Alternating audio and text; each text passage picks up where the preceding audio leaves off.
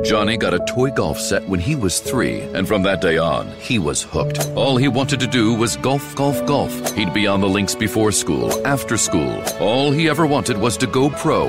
And then, one day, when he was holding his grandson and thinking about his 12 handicap, Johnny realized it just might not happen for him.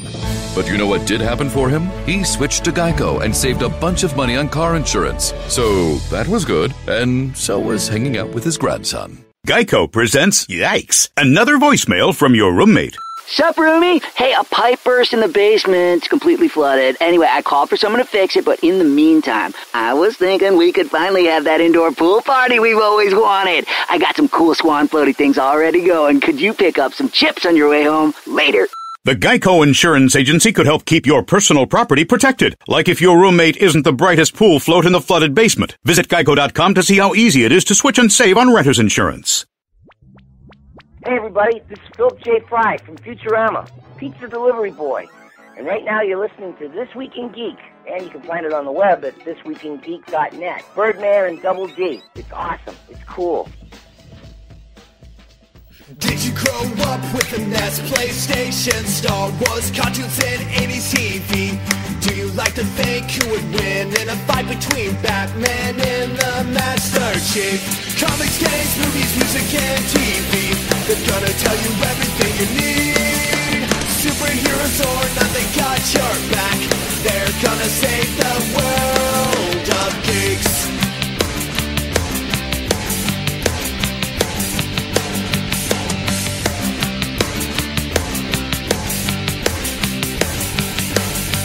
Comics, games, movies, music, and TV. They're gonna tell you everything you need. Superheroes or not, they got your back.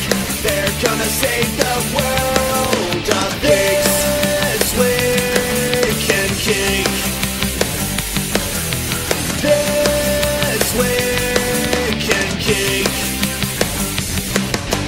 Hey guys, what's going on? This is Mike the Birdman Dodd, and you are listening to This Week in Geek. But I'm joined on this epic quest, as I always call every interview epic, but I'm joined with one of my best friends, co-host, and all-around man of awesome, David Double D Dennis. And today we have a very special show today. I was actually talking to one of our mutual friends of TWIG, Maurice LaMarche, recently, and I understood he worked with another guy who's an icon in the industry. And with the recent announcement of Futurama recording a bunch of new episodes for shows to air in 2010, I decided, you know what, it's probably about that time. We should probably talk to this guy.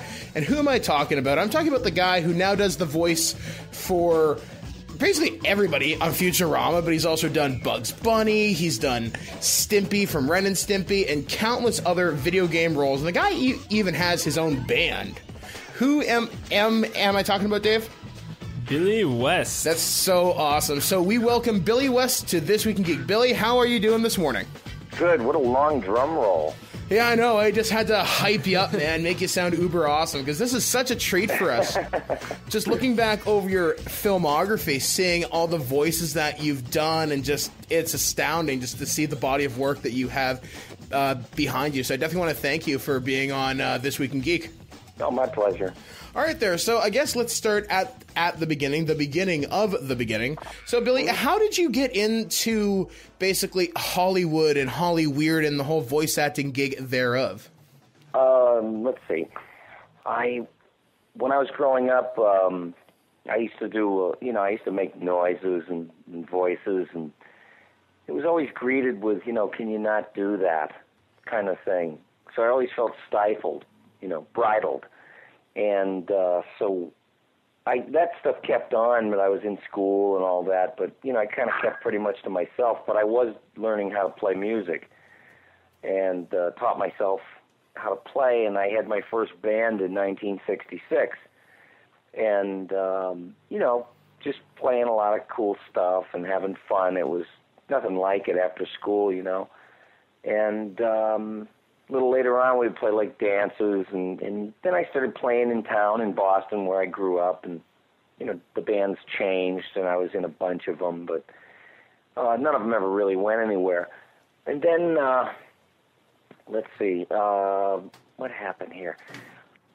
I was getting, I was kind of going nowhere, and I was also very addicted to cocaine, and I was a big drinker. I was heavy into alcohol. It was all part and parcel to that whole music world. I know that's such a flimsy excuse, but it's just something that I fell into, never intended to, and spent a long time like that. But along the way, I kind of bowed out of music, and I fell into radio pretty much. I got into radio in 1980 in Boston on an FM radio station, WBCN, which now went out of business, closed its doors after like 40 years. And, I got a chance to run wild there doing characters and voices. To me, that seemed to be the natural place to go. There wasn't anybody doing voices at the station, so I got to do everything, including we didn't have any female actresses or nothing, so I tried to do everything, and it was a good place to learn, and it was like boot camp, and it was always real quick. Everybody wanted everything yesterday, so I was always running around, but I guess it was good. But I started hearing the New York commercials that used to come in and listen to all this big-time stuff, and I go, I could do way better than that. So I was empowered enough to finally just get up and move to New York City, and I went to our sister station in New York, which was WXRK. It was the station that Howard Stern was on. And I got to know him a little bit, and then when I was working there, I kind of quit working in production, which is what I did in radio, and started working just with the Stern Show 3 days a week. But it was at that time that I had been auditioning for stuff for Nickelodeon and bagged a couple of gigs. I was doing commercials, like, McDonald's commercials and all that stuff. And, it just turned out where Nickelodeon would wind up giving me 2 gigs on their Saturday morning lineup. I think it was 1991. And one was Ren and Stimpy, and the other one was Doug. And that's kind of where things started going, and the Stern Show was really, really popular. So it was a great place to generate an electronic business card. So when I left and I moved to Los Angeles, everybody kind of knew who I was already.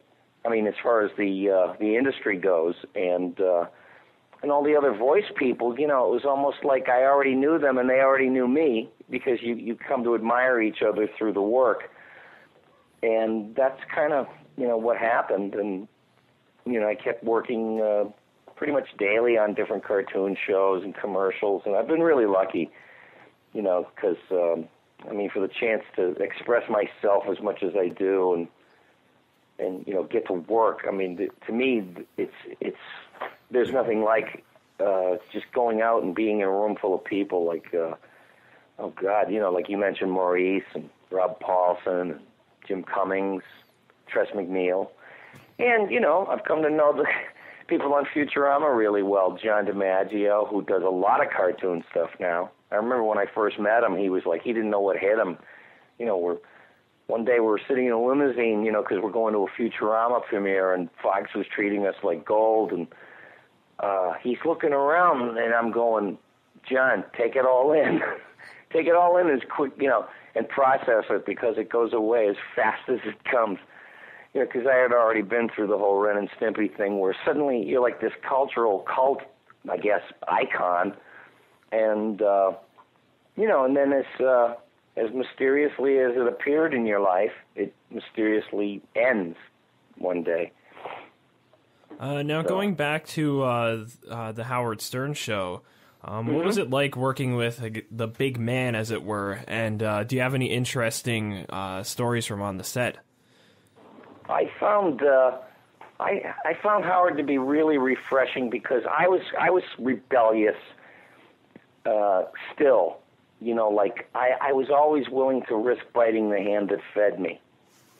For the sake of ripping it up and trying to create something new, instead of doing, these tame, anemic little radio skits. Compared to New York, what I had done in Boston was pretty safe. Even though people thought that I was being crazy then, but this was all different because here was a guy that was taking chances. I mean, big time. He was willing to be fired to do the kind of radio he wanted to do. And nobody was like that. There was nobody anywhere. There were little people that were trying to be upstarts and stuff, but he was the guy. And, you know, as usual, it's always the scout that takes the arrows. Like, you know, the first guy to go to Acapulco didn't have a good time.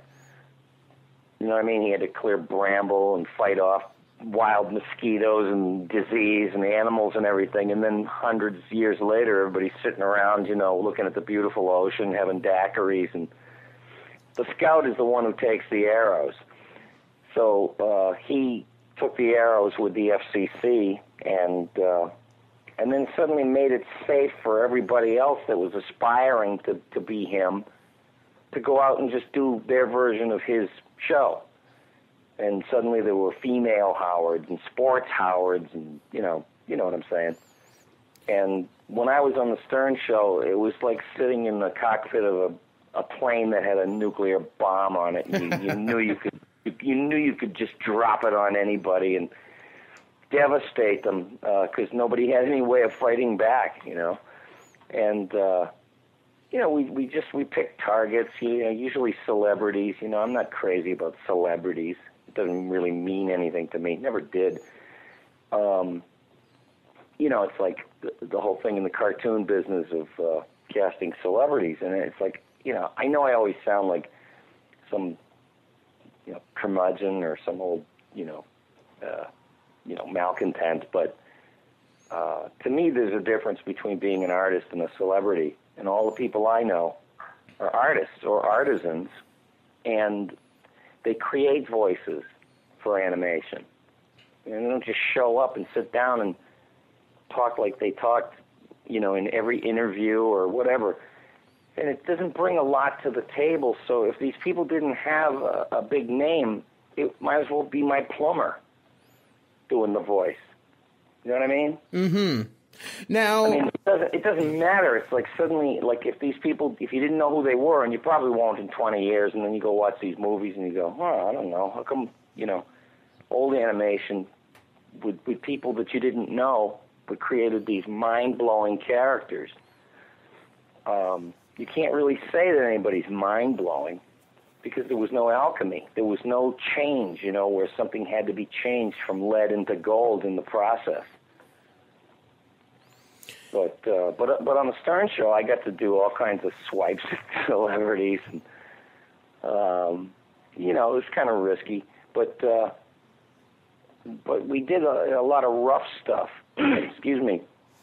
And people would call up threatening. You know, it was just par for the course.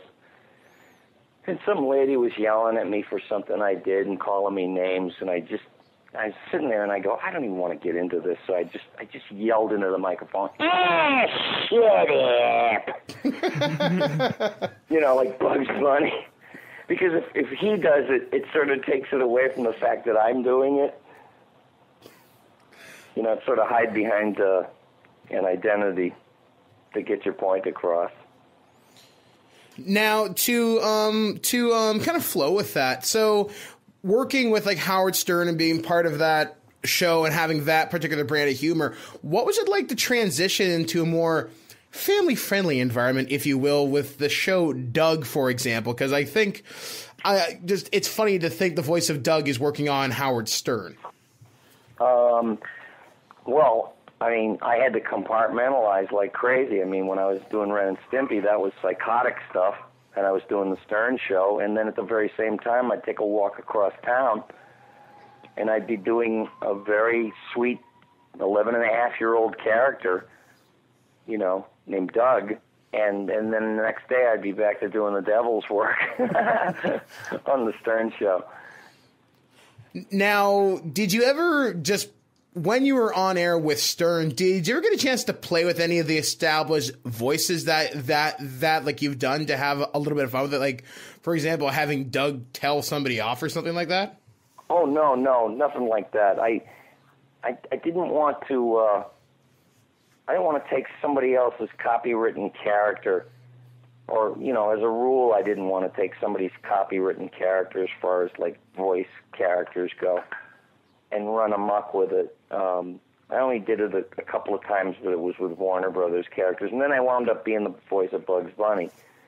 But no, I never did stuff like that. What I did was I would create characters, and that's kind of how I could, you know, blow off steam or make a point or you know, some sort of statement in character or as a performance. But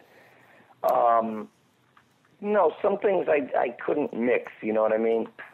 It was like, it just wouldn't be right, you know, because what was happening is I was getting all these different sections of people that knew me, you know, that didn't know me from one thing but knew me from something else. And, you know, as time went on, these people got older and they put it together that I was the guy doing this and then this over here. And, you know, and I mean, that was a way of life. I mean, just running from place to place, being different things, but that's, you know, that's really what the job is about.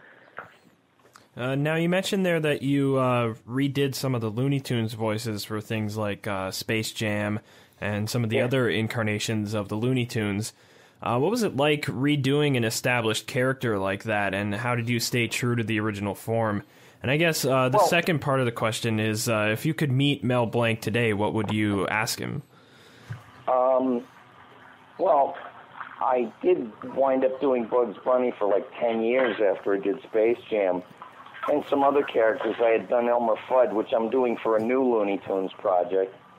But I'm not doing Bugs or Daffy or any of those characters. It's like there's three guys that kind of, you know, rotate between doing, you know, Bugs and some of the other characters. But let's see. Trying to think of the rest of the question there. Just wondering, like, how you replicated those characters. Oh, right. Well, I was doing them, you know, and I had auditioned against hundreds of people, which is usually the case. And you're being directed a certain way. And then, you know, people are very jaundiced. People that are not in the creative process think they can just stick their head in the door and add their 2 cents. But the thing is those are people that aren't artists, so they're looking for what's wrong with something rather than what's right with it. And somebody would poke their head and go, he's too Brooklyn. Or some lady would come in and go, he's too Jewish. You know, and it was like your head would be spinning. And I just had to do what I thought was pure. And actually, your job is to do what the director wants from you. So, I mean, it's not just a singular effort. It's a concerted effort between director, animator, and talent. So, you know, I mean, I just had to go with what I wanted. It was supposed to be a big order to fill those shoes. If I saw Mel Blanc today, I'd say, hey, remember in 1980 when I met you at Clark University in Worcester, Massachusetts? Geico presents yet another voicemail from your roommate. Hi! So, about the kitchen. Turns out when there's a grease fire, you're not supposed to throw water on it. Who would have known, right? Anyways, the fire department is here and it's totally cool. Give me a call back when you get a chance.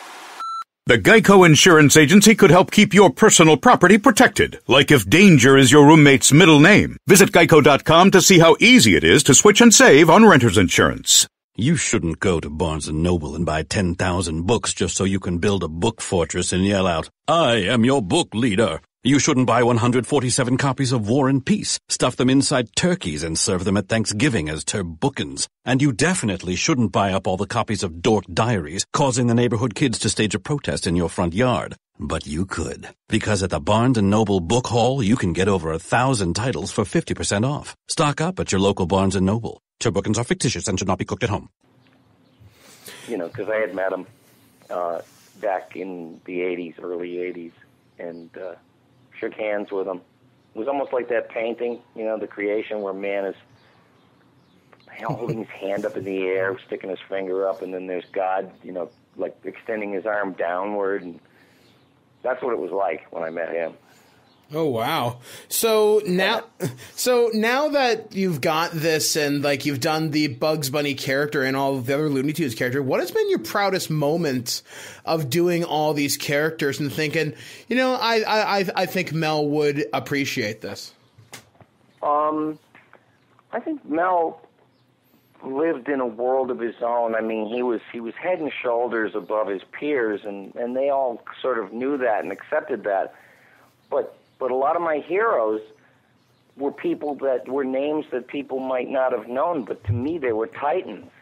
Like Don Messick and Dawes Butler and June Foray and people like that, that were part of my heroes gallery. Of course, I played guitar, so the other half of my hero gallery was musicians, and and I got to meet or work with a lot of my idols over the years. Talk about, what are the odds against that? I've worked with one of my first big idols was Sid Caesar from the early days of television, because I saw that stuff. I'm really old. I am, and I saw that stuff in real time back in the 1950s, and it split my head open. It just knocked me on my ass. I couldn't believe that this man was doing all these crazy things, and it stuck with me. And then Jonathan Winters became, a big deal to me in the 60s, and I actually got to work with both of them on the same project. And I've worked with June Foray, who was Granny in Sylvester and Tweety, and she was on Rocky and Bullwinkle. Played tons and tons of characters. Natasha, and then these little fairy princesses and these old fishmonger wives and hags. She was great. She still is. I just absolutely love her. But, I mean, June Foray would be hitting herself in the head with a hammer if she finds out, like, what Cameron Diaz makes for walking in the studio and being Cameron Diaz in a cartoon. I mean, I always pull that example out because it's horrifying. It's, like, terrifying to hear what they make. And they're always saying, like, no, I do it for my kids. And meanwhile, it's like $20 million for 2 weeks worth of work. That's insane. It is insane. But since animation is becoming really popular, it's almost like those are the only movies making any money. And God forbid, that we lose our star system. So they're sticking them in all the cartoons. Now, do you think this is something that's going to change? The less live-action movies that are made, the more disappearance of a lot of, celebrities that are in movies usually, so they're sticking them in all the animation movies. Yeah, I've got to say having a lot of stars in animation I really think is taking away from actors like yourself. And a really good example, I think, in my mind, I was at the theater. It doesn't take anything away from me. Don't get me wrong. I mean, I'm very busy, and I'm super grateful, and I have nothing but gratitude. But I feel bad for people, like guys that write me letters and women that get in touch with me, wanting to go into the business. What am I going to do? Tell them, okay, first you got to be on a sitcom, and then you got to win some Emmys, and then you got to be in the movies, and then you got to become really popular. The odds are 1,000,000,000 to 1 against that. But if you have talent and you walked into a business that welcomed you with open arms, it's still a bit of a crapshoot, but at least you have a chance based on your abilities. But now the game is so strange. But I mean, it doesn't take anything away from me. People are always like, when I say this stuff, it's like, oh, what? No, everything isn't enough for this guy. He does everything.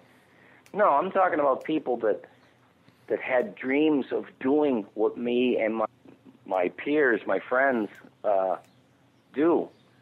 And I don't know what to tell them. I said, listen, with the marriage of the internet and television, there'll be a lot going on that celebrities won't even bother with. I remember when they refused to do voices for television cartoons.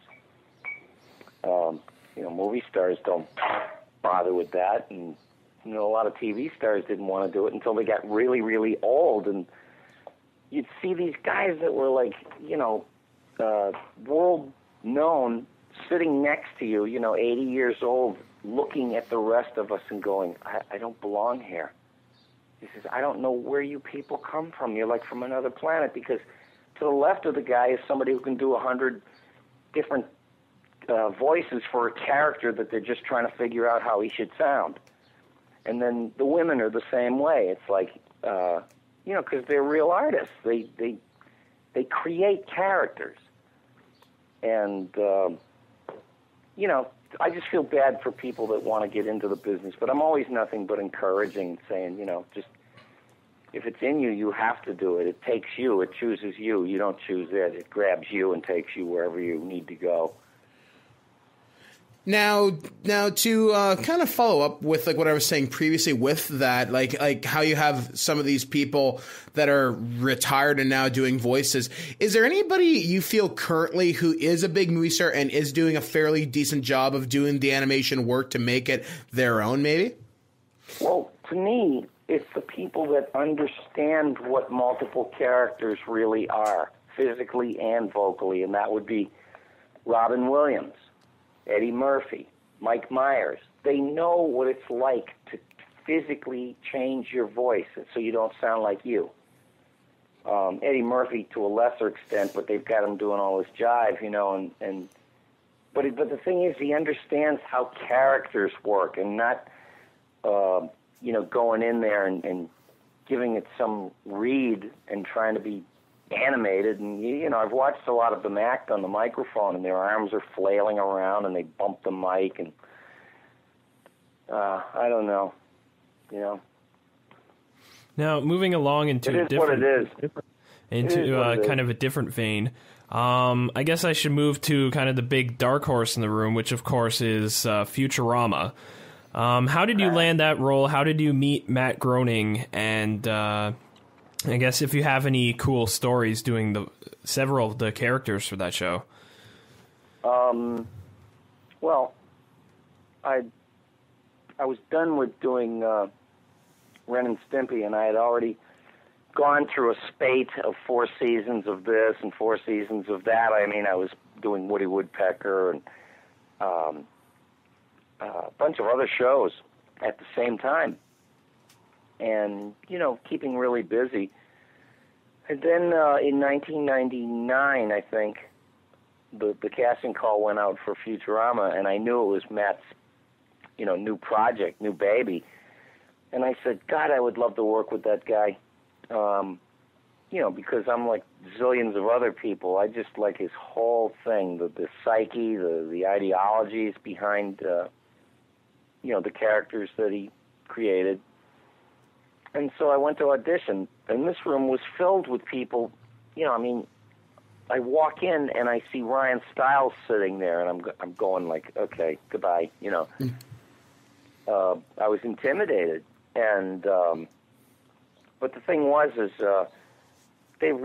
was a cartoon, and these guys really understand cartoons and how you create voices for them, and I looked at the pictures of the characters that they wanted me to audition for, and I was like struck by lightning. I don't know. It's like some days, it's like a guitar player, and he's making recordings. And some day you hit a beautiful, badass note, and then another day you don't. But that was my badass note day. It's just I looked at these characters and I sailed right into as much as I could bring to the table. Now, there's a difference between doing impressions and creating characters. Like on the Stern Show, when I used to do characters, people would refer to it when I would do like this. My buddy Jackie Martling, the writer, there was this puppet of him, and it was very Twilight Zone because I would haunt him with his own image and do this highly distorted, grotesque version of what he sounds like.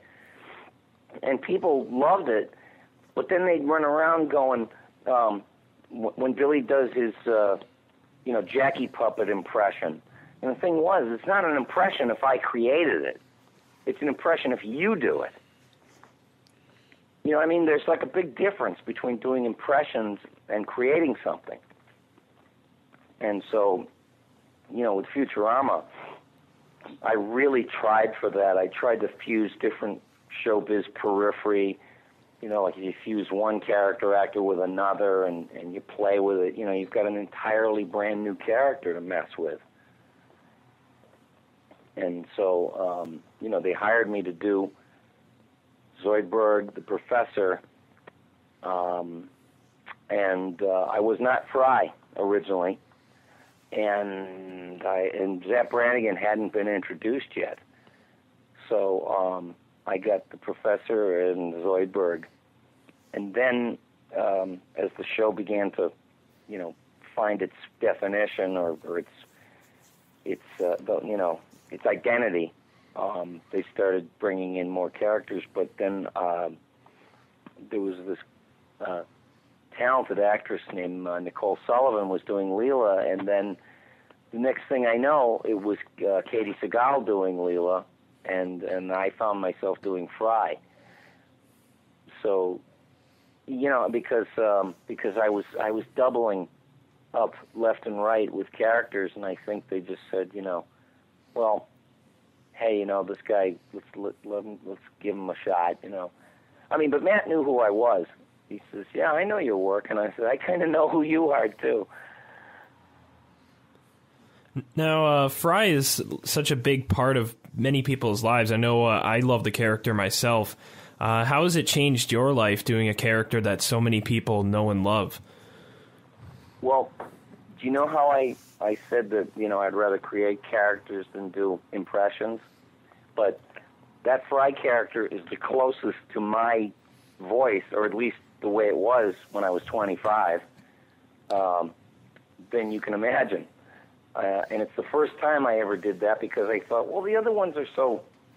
they're rooted in reality, but they have, caricature-type voices. They're over the top, and they're big. And mimics can grab a hold of those and do them, and I thought, it makes you replaceable if you kick your heels up over something. And I said, but you know what? It's real hard to imitate somebody's just natural voice. If they don't have any distinguishing characteristics, which I believe I don't, really. I have a plain vanilla kind of voice, but, 25 years old, I was like that same way. It's like, oh, man, I broke a guitar string. What am I going to do now? That kind of stuff. Man, all this constant exposure to radiation is making me thirsty. So with doing the character of Fry and all these other characters on Futurama, I mean, have you ever sat back and looked, I guess, into the minds of these characters and what they must be thinking as they go through their adventures? I guess if you've ever looked deeper into the philosophy of it, if you want to go off on a bit of a kind of tangent here, like when you go into the booth with these characters, do you ever take the minds of what they must be thinking with you? The characters? Yeah. Yes, because there's a lot of things that become apparent to you as you read stuff. It's like on Seinfeld, they were first a room full of characters when you first saw them. And then the more you watched episodically, and the more you paid attention, you began to realize that these are four psychotics. You know what I mean? Oh, yeah. They're like psychotic. Definitely neurotic. And so the thing is I began to look at Futurama, and every one of them has this sort of really dark side that pops up in humor. It's like, oh, well, somebody got blown away, and then they make a joke about it, and then they go back to being, the clearly defined character who they are. But there's a lot of dark stuff there, and I thought, well, yeah, it gives an inner life to the characters. I never wanted to do a throwaway voice or characterization for any character, even if they'd had two lines. I really tried, to bring them to three dimensions. Now, are you looking forward to the new 2010 season of Futurama, and what was it like reprising that role over so much of a gap from when it was originally canceled? Well, we did those movies, and it was like being back in the saddle. And then, excuse me, after the movies, the TV show was announced, and we've already done 6 episodes. we've already recorded like 6 episodes, and it's just like you never forget the groove because it's the same people. I just feel so damn lucky every time I go in there, because to me that's the favorite show that I've ever done is Futurama.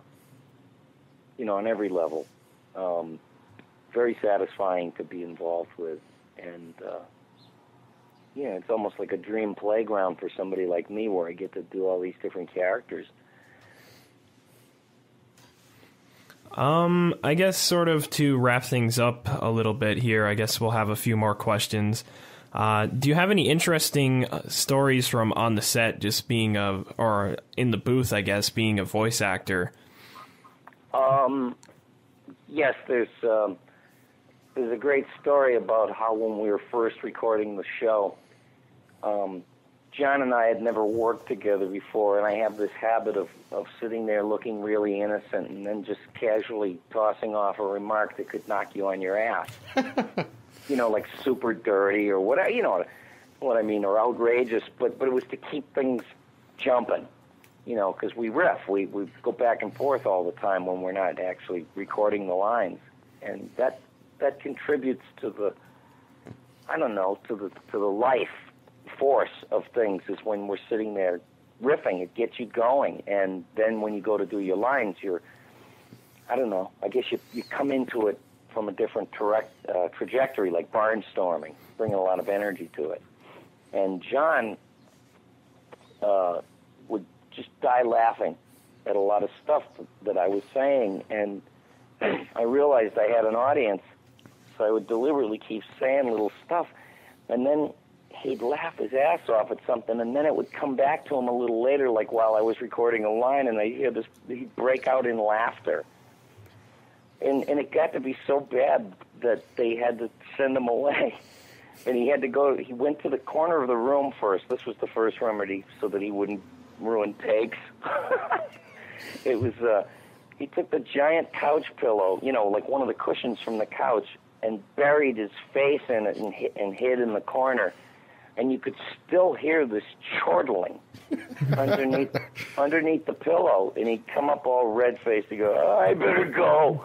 It was just one of those things I never forgot. I said, this is just priceless, man. I wish there was somebody filming all this.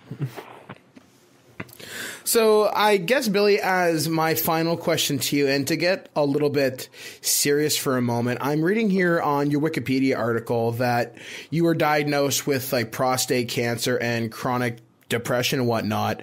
How has that affected you as a performer, and what do you hope that your performances give to those that may be going through similar things? Because like you just described, you gave laughter to John there so much that he had to leave.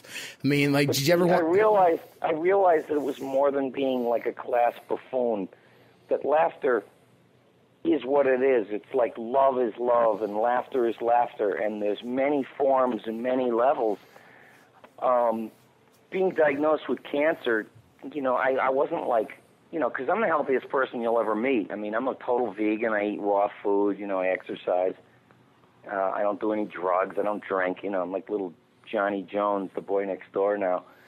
But the thing about making people laugh, it was my wife that had tried to tell me how valuable it was, because I was miserable when I came home from work all the time. I didn't even know I was depressed, and I had no idea, and I couldn't celebrate along with everybody else these great things that were going on. But she said, "Don't you see what you're giving these people that feel sometimes like there's no way out, and that they're boxed in and they don't have any money, or there's something going on to keep them miserable. What you do for them is you give them an escape." And I didn't realize it until I was diagnosed with cancer. I had been treated for depression, so I was feeling better, but none of this stuff ever affected my work. I never brought it to the workplace. I never told anybody, how I felt. I just appeared like this, overcharged, over-energized, neurotic and all that, but I never told anybody I had cancer until I had been operated on and it was gone. But it never affected any performance ever, because that was my escape. You know, that was the way that I was being treated for depression, is that I was so damn lucky enough to be able to go to a place that would make me forget all the other shit that was bothering me and just immerse myself in these fantastic worlds, you know, and then I'd have to go home and deal with my real feelings. But it never affected the work, though. I think it was a combination of just, you know, my dedication to it, my love of it, you know, far and away above everything else. But, you know, that's about the size of it. And then, you know, I had a surgery, and I was all cleaned out, and as they say. And, you know, I knock wood, everything's, you know, so far so good. Wow, that's pretty intense stuff. So I guess I'll ask you one more question, and then we'll get to wrapping things up here. Looking back on your entire career, what would you say is your biggest achievement as well as your biggest regret? I guess my biggest regret was that I wasted so much time drinking and drugging when I was playing in bands, but, you know, that's a regret. The regret that I didn't even know I had, like, this horrible depression until I was, like, 50 years old. You know, and I'm diagnosed with this, and I had no idea that I never spent my life on a level playing field as everyone else. I thought everybody felt the way I did, and that I was a pussy, and I couldn't deal with life on life's terms, you know, like all these other people. But I realized that life shouldn't have been that way, so it was a rough thing to overcome. But you know, at least finding out at 50 is better than never finding out. You know, so I can A-B, like what it's like to wake up happy in the morning instead of the fear of death, you know, that you can't even leave the shower. You know, that it's regrettable, but that it just had to happen, and the whole drinking and drugging had to happen. You know, our lives are the sum total of the way we conducted them, so, you know, I wouldn't be here, sitting right here talking to you if things hadn't gone the way they went. So that's the way I look at it. But as far as the upsides, I guess it's making people laugh. People enjoying stuff is the greatest thing that you could do for someone is to watch somebody watching stuff that we do, and that they're dying laughing. I mean, to me, that makes everything worth it. Like, I didn't get in this business to be famous or be a celebrity. I don't really like celebrity, anything. Or make a ton of money. I did it because they had to do it. I had no choice. Like I said earlier, it chose me. And it grabbed me by the shoulder and said, here's where you're going. You know, it doesn't matter what you want to do. So that's kind of how everything worked out. But yeah, the early stuff, you know, it's regrettable, but it had to be. And I'm very lucky, so, you know, it kind of cancels it out that I've had, like, you know, a pretty decent back end in life. You know, doing what you love for a living. I mean, remember Al Lewis from the Munsters, Grandpa? Mm-hmm. Yeah, Al Lewis, yeah. Munsters. I had dinner with him a bunch of times because I knew him, and I said, what's the secret of life, Grandpa? Because the guy was like over 90 years old at that point. I said, what's the secret of life? And he just looked at me grinning from ear to ear with a twinkle in his eye, and he says, you got to do what you love and love what you do. And he was right. You know, I mean, I can't think of a better way to spend life. Wow, that's really cool, just to get the secret of life from Grandpa Munster. I know. Talk about the showbiz time-space continuum.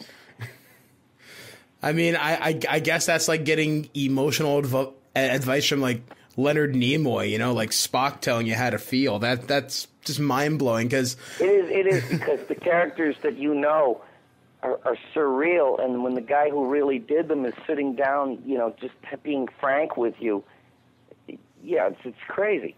It's insane, but it's beautiful, you know? Absolutely. So, Billy, I want to thank you for taking the time for being on This Week in Geek. We want you to hold the line for just a moment afterwards, but it's so great just to hear about all the things that you've done, the people that you've met, and just to see how you've really made your life just be your own. And especially for me and Dave being in radio, hearing your experiences with Howard Stern, that's very encouraging, because that's what we're trying to do, is just be who we want to be in this industry and not be stifled by any stuffed shirts. And just thank you. It's my pleasure. I have every reason in the world to feel good and be happy, and I wish the same for everybody else. Well, I definitely got to say I got some inspiration today. So, Dave, why don't we wrap things up here? So, I guess that was our interview with Billy West. Fantastic voice actor, fantastic career this guy's had. And I was really surprised just to hear about some of the really more in-depth things, just to really get into his head, so to speak. Yeah, it was inspirational for me, not just as an aspiring radio voice / voice actor, but also as a person. Just knowing kind of the effect that laughter can have on people is it's very inspirational. Absolutely. I mean, like, that's one of the things, I know you and I have had conversations with that before, how I say that that's one of the greatest gifts I think you have, is you have the ability to make people laugh. You make us laugh every week with your rants, being Sam Jackson shooting dinosaurs to Batman losing his car keys. So it's a very strange world that you have. So anyway, guys, that's pretty much going to do us here on This Week in Geek. So we'll be coming back next week with a brand new episode.